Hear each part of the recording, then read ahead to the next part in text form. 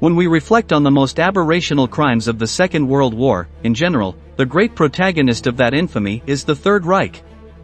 But, during the conflict, the Germans had competence in matters of brutality.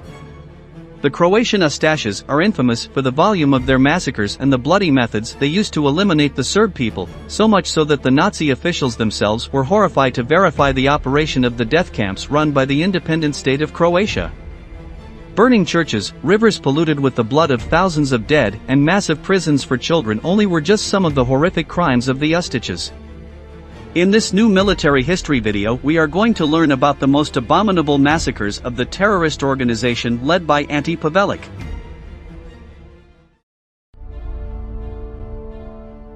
The Ustasha was a Croatian nationalist organization founded by Ante Pavelic in the late 1920s, thus predating the start of World War II by quite a bit. The group mainly advocated for the independence of Croatia and the extermination of Serbs and any other ethnic groups they considered dangerous to their goal. It was with the rise of Hitler and the invasion of Yugoslavia by Axis forces in 1941 that the Ustasha seized control of the government and began their hunt. At the end of 1941, the Ustasha militias burned villages, killing hundreds of Serb peasants using all kinds of weapons. The intention was to save bullets by resorting to more painful methods. Men, women and children were hacked to death and thrown into fiery pits. In the villages of Srebrenica and Ozren, children were found impaled on large stakes along the road that separated the villages. Ustasha soldiers enjoyed receiving prizes in the form of mutilated body parts. Ears, tongues, and eyes were prized trophies for torturers. It was during this first period of violence that the massacres in Glina, a Croatian town 75 kilometers from Zagreb, occurred.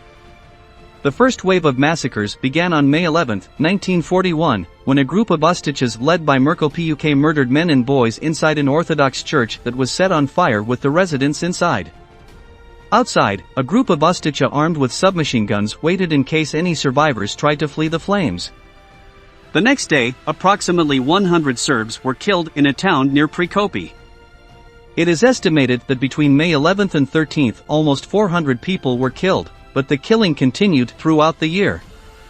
Between July 30 and August 4, Glina was the scene of the largest massacres in the region. Between 700 and 2,000 Serbs were massacred by a group of Ustachas led by Vjekoslav Ljuburic. During its presence in the town, the Ustacha promised amnesty to all Serbs who converted to Catholicism. Many Serbs had responded positively to the proposal. It was the only way to stay alive during the Croatian extremist regime. During an alleged conversion ceremony held at an Orthodox church in Glina, a group of 6 Croatian soldiers appeared under the direct command of Ljuburic. The church doors were sealed, and the Serbs were forced to the ground while Ustaše members hit them over the head with spiked sticks. Some victims were killed with slashes to the throat or shots to the head. Among so much blood, there was a survivor, Ljubo Jednak, who managed to escape by faking his death. One group was stabbing with knives, the next was smashing heads to make sure they were dead. Within seconds, we were in a sea of blood. Screams, wailing, and bodies everywhere. Jednak recalled about what happened in the church. After the brutal slaughter, the corpses were transported to burial pits, where they were left long enough for Jednak to escape. In all, an estimated 2,400 people were killed in the Glina massacres.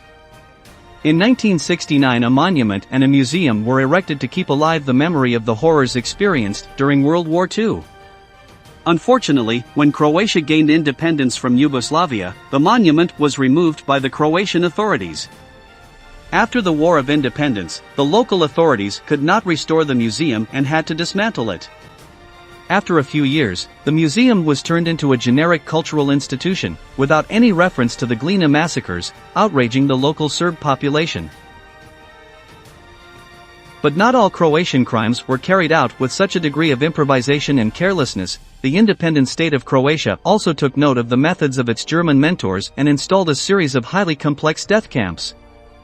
In Jasenovac, the largest extermination camp of the independent state of Croatia was built, with Serbs as its main victims, although Jews, Slovenes, Gypsies, Muslims and Communists were also executed. Jasenovac was made up of 5 subcamps spread over 240 square kilometers on the banks of the Sava River, one of the 10 largest death camps in Europe. giving a measure of Ustasha brutality.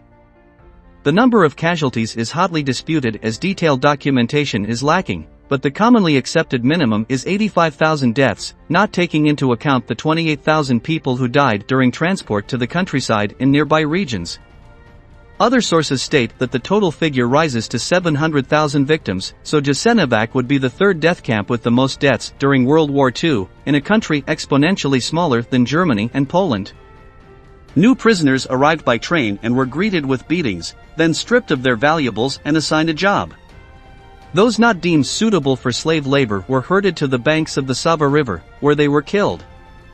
The cruelty of the murders committed in Jasenovac was enormous, especially at the end of 1942, when some 10,000 Serb peasants were deported to the camp and exterminated in a competition between guards. Whoever killed the most Serbs with a knife would win a gold watch, a roast pig and wine.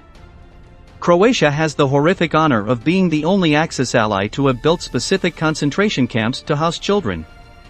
Some of the largest were those in Sisak, Đakovo and Jastrobarsko, where children were held and frequently killed. Sisak was divided into two parts, Sisak 1 and 2. The first was for adult forced labor and was controlled by Germans. The second was for the imprisonment of Serb, Jewish and Roma children, and was controlled by USTACHAS. Nearly 1,600 infants died there, mainly due to malnutrition and diseases such as typhus.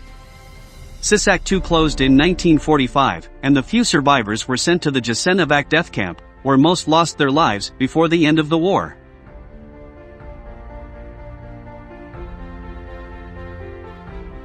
Another of the most popular killing points was Garavas, located near Bihać, in northwestern Bosnia and Herzegovina. This site was neither as complex nor as large as the German death camps, but it was used as a common point to gather and kill Serbs from all over the region in one place. Between 12,000 and 15,000 Serbs were killed there in 1941 alone.